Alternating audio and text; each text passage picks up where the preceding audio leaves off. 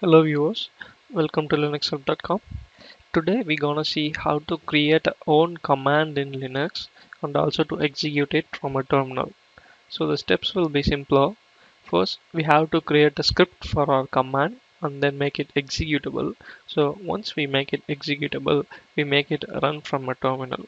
Here I'm using a Linux Mint 18.3, a Debian based distro in this tutorial, and this step can be applicable to any Linux distributions. So let's get started. First, let's consider that I want to create my own customized command for checking the disk space on my machine, for which we usually use df-h command. So this command will show the disk space of our machine. So let's say I want to create a command customized to for checking this. Let's take it my space and it shows the command not found. So I'm gonna create a command called myspace for checking the disk space of this machine. So let's see how to do it. So as I told earlier, first we have to create a script for which we have to create a file. So create a file named myspace and then here just insert the command which you want to execute df-h and then just save and exit this file. Now if you check that the file called myspace will be available, but it is just a simple file, so we're gonna make it executable that. So let's change the mode of that file.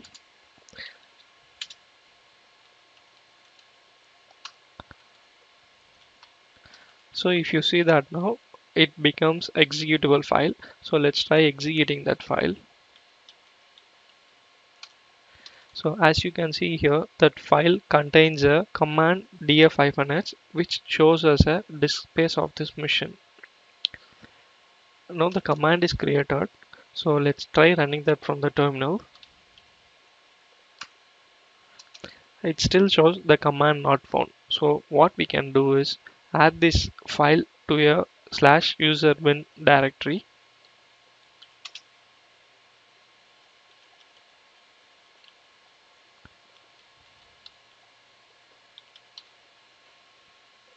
Usually the bin directory is where the essential binary files and also the files required for booting present, and also it contains the shell like bash and commonly used commands. So once we added the command we created to the bin directory, it will be available permanently for our machine. So I'm copying the file to the directory now.